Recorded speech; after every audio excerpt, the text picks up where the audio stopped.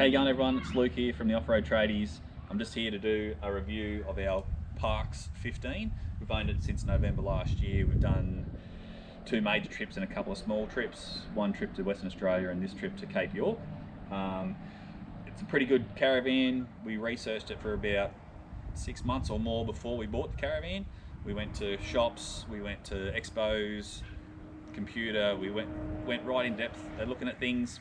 This is one we come up with. Good value for money, good layout, good design, or so we thought. I'll go through unpacking it in a minute, but I'll just show you some stuff on the last trip from the Cape. Around here, we've had some issues with this back bar which hold the tyres on bitumen track. We've done probably 200 kilometres of dirt up until that point. These welds in here gave way and we had to take it in and get these extra supports put on and extra brackets here. All 3 welds gave way while travelling along the road. Luckily Curl was behind me and actually noticed it happening before they actually fell right off. So we pulled up, strapped it back on, got ourselves to cans and found a welder to fix it up for us. That's one issue. We'll go through some other stuff afterwards. Right now we'll just open it up, see how easy it is to open, which is quite good, except for short people like me.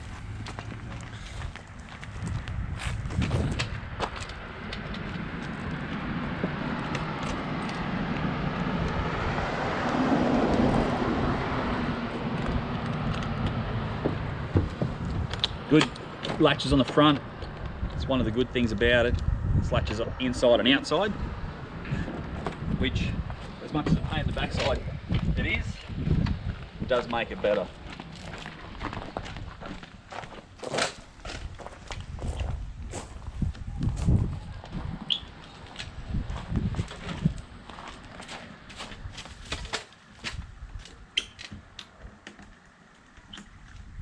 Righto.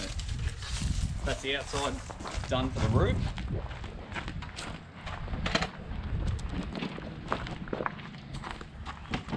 In here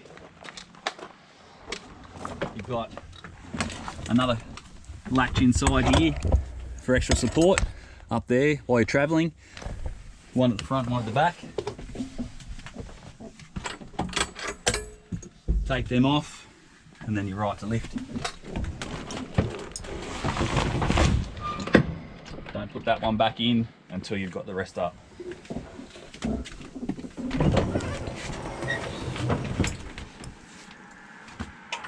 Pretty simple operation, pretty straightforward. I picked this one out mostly for the fact that we've got kids. You got these permanent bunks. No, yeah, it's right. Just goes back. Pre-set up permanent bunks. Top bunk a little bit smaller. Bottom bunk obviously a bit more room in there. You can actually get a couple of kids if you need to. Full length, so they're 2.1 long for taller kids as well. But it fits our family, no worries at all, and that was one of the main things that brought us to this van. We'll open up the back now for the main bed.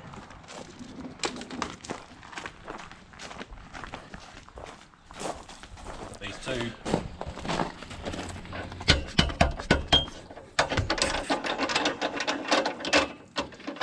do lock up a little bit as you're traveling. Sometimes you might need a knockometer or a hammer.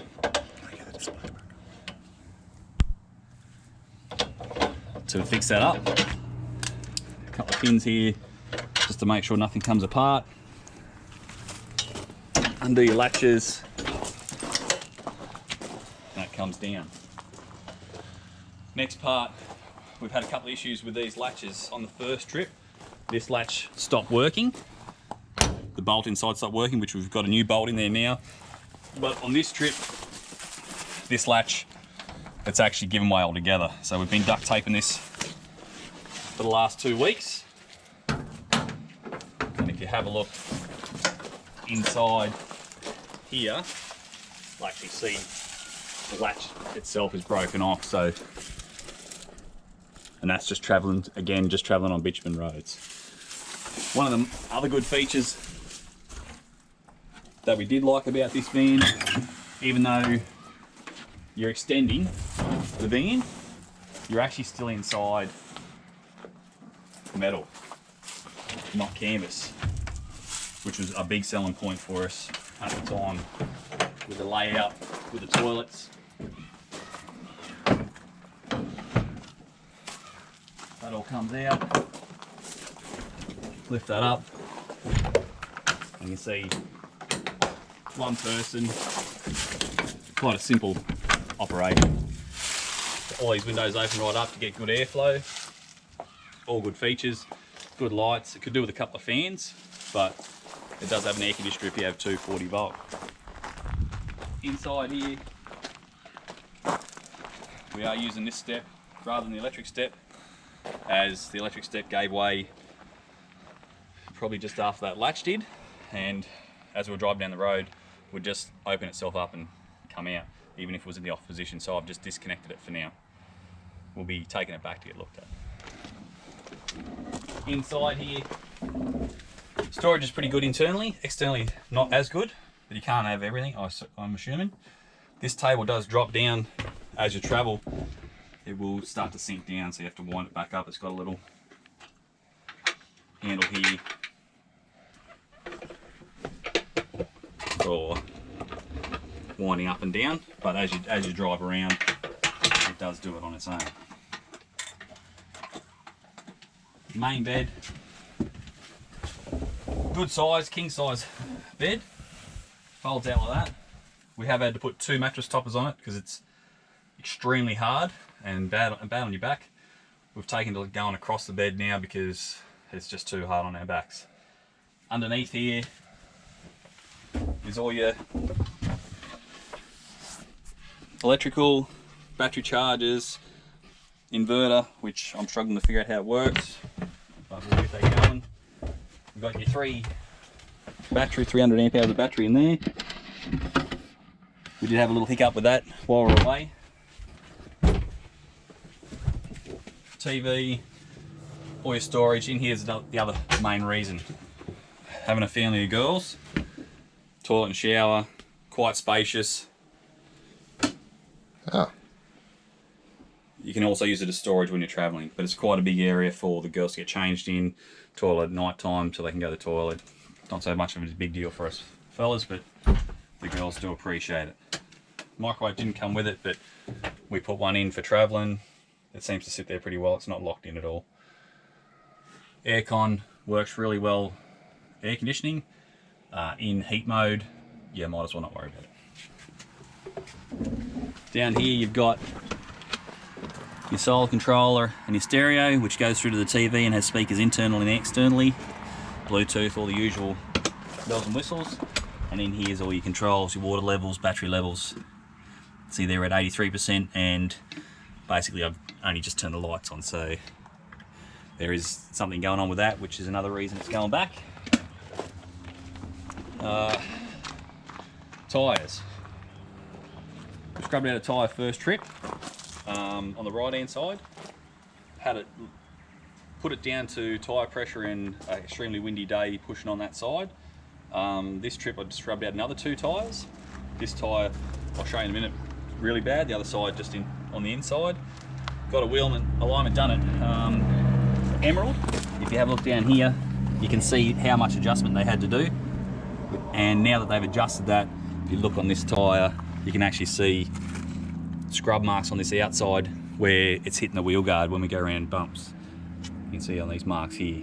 So I'm not sure if it's a design flaw or an issue from start to finish, but now that we've got it, the wheels to actually sit straight up the way they're supposed to, it hits on the wheel guard, so that'll need to be looked at. I'll show you quickly the damage that was done to the, you can see here the scalloping and feathering all the way across. That was the inside, but it's, you know, it's right across, and that's the same on the other tyre as well that we had to remove. I was told that this is my fault because I haven't maintained my 7-month-old Caravan as well as I should have. The blokes who changed it have also said that the bearings that are in it need to be replaced already. In here we've got the pantry. You can see here this latch is not working. This latch was actually on the pantry, but I had to swap them over so I could close the pantry up, because up to that point that door kept coming out. But got your nice outside pantry here. It's not huge, but you can get a bit of gear in there. It does come in a fairly inconvenient spot when you unpack the kitchen. Kind of, it's a little bit in the way, but it's better than having none at all. With the water, the kitchen's got a pretty good 4-burner setup. We have had dramas with the main burner turning itself off. It's going and then it stops, going and stops. It's been a pain on the trip, but we've been getting that looked at as well. There is a light out here for night time, which plugs in over here. And then you have your bit of 12 volt and 240 volt there if you need it. So it is quite a good kitchen setup. Another one of the big selling points for us was the outdoor kitchen, not indoor. We're outdoor people, so we like to be outside. You've got your utensils in here. The other little hiccup we have got is this little doodah. It's supposed to block this tap off. When you have the pump going for cold water, that's supposed to stop that, and you can have the basin going inside, but water just pours out here, even though that's in, and you have to actually plug. So even if you don't want to use the kitchen that night, this has to be connected, and you have to bring the kitchen out to use a tap inside, which is kind of frustrating. Hot water's here, which we can't use at the moment because we've had the pump replaced, and whatever they've done, the hot water's not coming out and it's pushing itself back out the inlet, which is quite frustrating as well. 3 weeks on the road without that is a bit of a journey with ladies in the caravan. In here, you've got the standard stuff. TV for outside. We tried to do it once, stopped because it was just too hard to do. In here, you have your fridge. We've got the Waco 95. I'm a bit of a Waco fan with the Wi-Fi controls, battery protection, split fridge, freezer, whatever you want to do. I was an angle freak, but I'm actually quite fond of the Wacos now. There's a bit of storage in the back here that we use for just random bits and pieces, but you can see at the back there's probably a foot of space that's not utilised, which could probably be utilised differently. On the front you've got your gas bottles, one attachment, one for a spare, and in the front box here you can fit 4 jerry cans and tie them down, or just a general storage box. We just use it as a general storage box.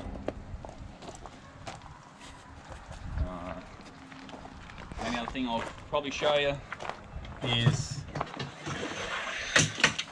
the awning. I won't roll it right out, but it's a bit of a 2-person job. As it comes out, it drops right down, so you really need someone supporting it as you take it out and then put the legs on.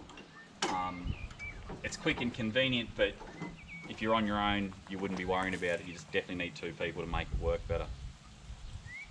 I think that's about it for at the moment. We're really liked it to start with. Rated it about 8 to 9 out of 10. It was good value for money. It's small and compact. It's quite heavy, but it has everything in it that you want, and it can go places. After this trip and the backup I've been getting from Ezytrail, I'll probably drop that back to about a 4, and I wouldn't recommend this to anyone.